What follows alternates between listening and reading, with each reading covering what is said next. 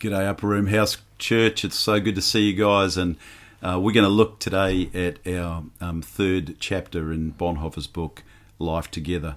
And the last chapter was about how we do life together. That is a shared day that we have together, starting the day at the rise of the sun, which most of us can't do. We could only do it probably in our families because we don't live communally. Bonhoeffer was writing out of an experience of running a seminary with a bunch of people that he called the brothers, and they did life together. They lived in the same house. They did meals together. They could rise together and sing together and worship together and pray together, and they could read the Psalms together and the Scriptures.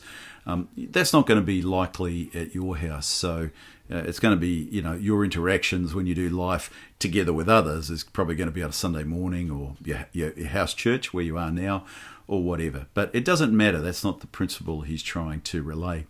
In this third chapter, he's going to talk about the day alone. So he talked about the day together in the second chapter. Now he's going to talk about the day alone, and he makes a really interesting connection, and I want to explore it with you. And a little bit of background to this is that Bonhoeffer's father was a leading psychiatrist in Germany at Berlin University. And he was a very demanding figure. He was a very loving figure, but a very demanding figure as a father. And, one of his children, obviously, Dietrich Bonhoeffer, goes on to be a brilliant theologian. Another one went on to be a leading scientist. Another one, leading in other spheres of life. They were a tremendously successful family, and their father, as you can imagine, was a demanding figure. And his father had commanded, essentially, the rule of their family was that everybody was expected to speak around the dinner table, but only if they had something profound to say. And they were basically needing to keep silent unless they had something important to say. And they learned to weigh words. They learned to take the use of words seriously in life. And this was a skill that Bonhoeffer takes with him all the way throughout his career, is the sense that for speech to be significant, silence must matter. There must be a moment or a time where we simply have nothing to say, and we have to think about what we're going to say and weigh our words. And then when we need to express it, we have something important to say and something vital to say and something fresh and an imaginative way of saying it, some fresh insight on reality that we can put across. In other words, we just don't waste words. Bonhoeffer will tell us in this chapter that doing the day alone is marked out essentially by silence. The ability to be alone, he says, is vital if you're going to do community well.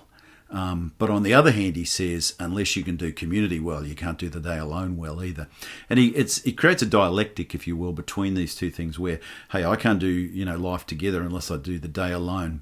And he's not talking about loneliness, because he says anyone who feels lonely hasn't probably learned how to do community or aloneness well.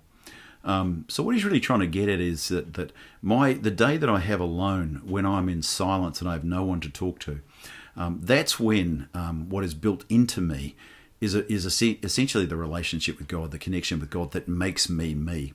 So that when I enter into the times when I'm gathered with others in community, I can be me authentically with others. And I have something to say to others then, because I've spent the time in the quiet alone with God and listening to God. And so you can get that sense of the lesson that Bonhoeffer drew from his father and from his family, which was that words matter, community matters, and that part and parcel of community is learning how to be alone well, without loneliness, without feeling isolated and disconnected.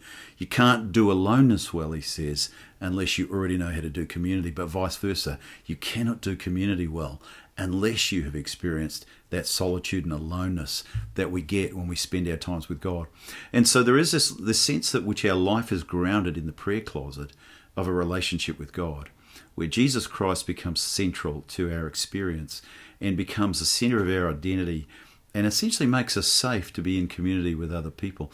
If every person in a house church puts Jesus at the center of their life and actually communes with Jesus daily and learns to be silent so that the voice of God becomes something that is a regular occurrence within their experience, something that grounds them and makes their life and their experience solid and connected, that person is capable of then being in the community of others and of saying things to build the lives of others up, and of connecting to people in ways that build the lives of others up. They're capable of offering themselves freely as a gift to others, because they're not seeking something out of those relationships. But he warns that anyone that can't do aloneness well will never do community well. Anyone who can't do community well is never going to do aloneness well either. So this dialectical game that goes on in the Christian life is super important, and Bonhoeffer's honed in on it. It's something he teaches to the seminary students in his seminaries that he's involved with as he prepares ministers for the confessing church to oppose the German Christian movement and to help them to lead churches that will be visible Christian communities, not invisibly caught up in the Nazi movement, but now visible as Christians over against all of the idolatries and the evils of the age in which they live. And it's learning how to do life together and learning how to do life alone that's going to stabilize and strengthen a person enough to be able to lead a community like that. And so for you as a house church, I just encourage you to reflect really deeply on your own experience of silence. There was a period in my life where I recall, when I wanted to learn how to pray deeply and wanted to learn how to pray well. And I realized that my life was so full of noise that my own soul was just full of noise. And I couldn't hear the voice of God because there wasn't enough silence in my life. So we need to learn to cultivate silence. Learn not to waste words.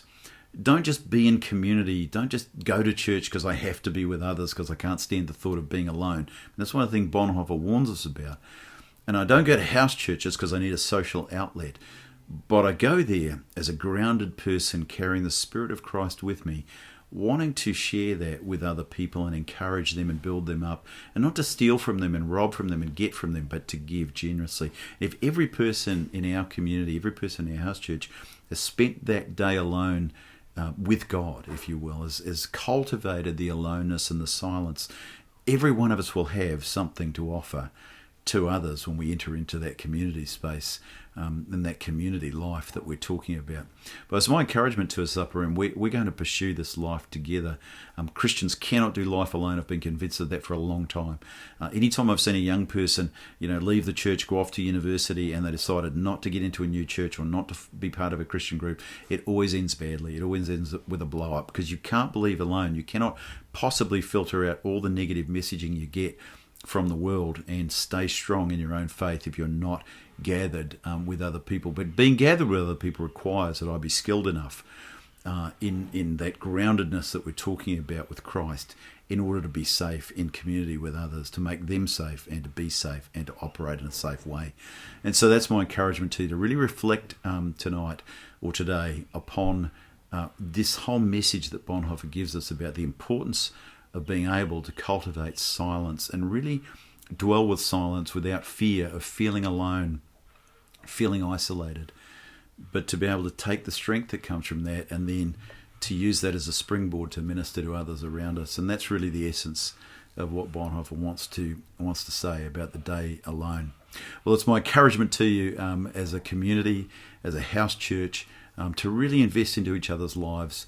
Encourage each other as you meet. Ask each other generally, how do you do with silence? Are you able to be alone and just with your own thoughts and with God? Is that something that you are able to do, or is that something you just need to start to grow into? Is that ability to be at peace in your own soul long enough to cultivate silence? But Bonhoeffer's telling us if we can do that, we become very capable of community, but vice versa. Without our capability for community, we can't do aloneness well. Well, these are some deep thoughts from Bonhoeffer. Gather as a house church, bless each other, be for each other, and God be with you as you gather. God bless.